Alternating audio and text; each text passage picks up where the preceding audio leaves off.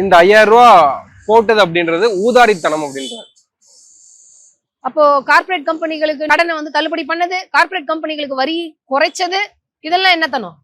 இப்போ அமெரிக்காவோட போய் தான் தோன்றித்தனமா இந்திய விவசாயிகளையும் பால் உற்பத்தியாளர்களையும் அந்த ஜவுளி தொழில்துறையில் இருப்பவர்களையும் அந்த வாய்ப்புகளையும் ஒட்டுமொத்தமா நசுக்கிற மாதிரி மோடி அவர் இஷ்டத்துக்கு அமெரிக்காவோட ஒரு வர்த்தக ஒப்பந்தம் போட்டு வந்திருக்காரு.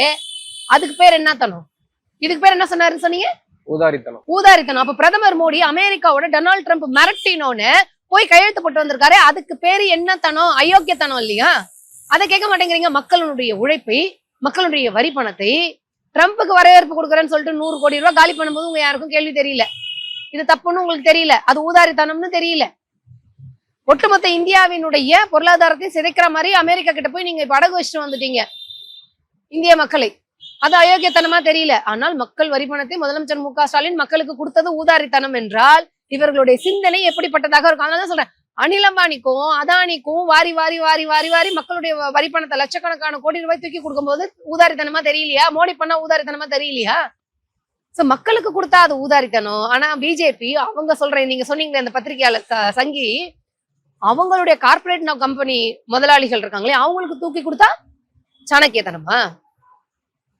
அப்போ சாதாரண மக்கள், பெரும்பான்மையாக இருக்கக்கூடிய பார்ப்பனர் அல்லாத மக்கள் பெனிஃபிட் ஆனா, அதிகாரத்திற்கு வந்தா, அரசியலுக்கு வந்தா இவங்க வாய் என்னெல்லாம் பேசும். நான் அதை தான் கேட்கிறேன். பிஎம் கேர் ஃபண்டுனோ எலக்ட்ரல் பாண்ட் ஃபண்டுனோ இவங்க அயோக்கியத்தனம் பண்ணும்போது இவங்க யாருக்குமே தெரியல. அந்த பெரும்பான்மை மக்கள் நீங்க பணம் வாங்குங்க, வாங்கிட்டு நிறைய காசு கொடுப்பாங்க, எல்லாத்தையும் வாங்கிக்குங்க, வாங்கிட்டு விசில் சின்னத்துக்கு ஓட்டு போடுங்க, விசில்ல ஊதுங்க, காதுக்குள்ளே விசில் ஊதுங்க அப்படின்னு விஜய் சொல்றாரு.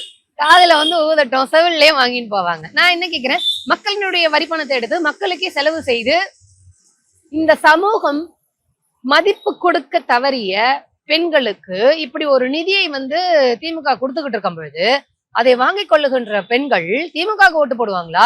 இல்ல எனக்கு இது வரைக்கும் எதுக்குமே வராத விஜய்க்கு போடணும்னு நினைப்பாங்க? எதுக்கு வந்திருக்கான் விஜய்? ஏங்க இவ்வளவு பேச்சு பேசுறானே, இப்ப எதுக்கு 3000 ரூபாய வந்து சேர்த்து வச்சு கொடுத்திருக்காரு முதலமைச்சர்? இப்ப இத பத்தி எல்லாம் யாரும் பேச மாட்டீங்களா? பிஜேபி ஆளுகின்ற மாநிலங்கள்ல இருக்கக்கூடியவங்க அவங்க இதே மாதிரி திட்டத்தை செயல்படுத்துறாங்க. ஆனா பிஜேபி காரன் உச்ச நீதிமன்றத்துல போயிட்டு இந்த மாதிரி தொகை கொடுக்கக்கூடிய திட்டங்களை தடுக்கிறதுக்கு கேஸ் போட்டு வச்சிருக்காங்க சுப்ரீம் கோர்ட்ல. இப்ப அதை பத்தி யாரும் பேச மாட்டீங்களா?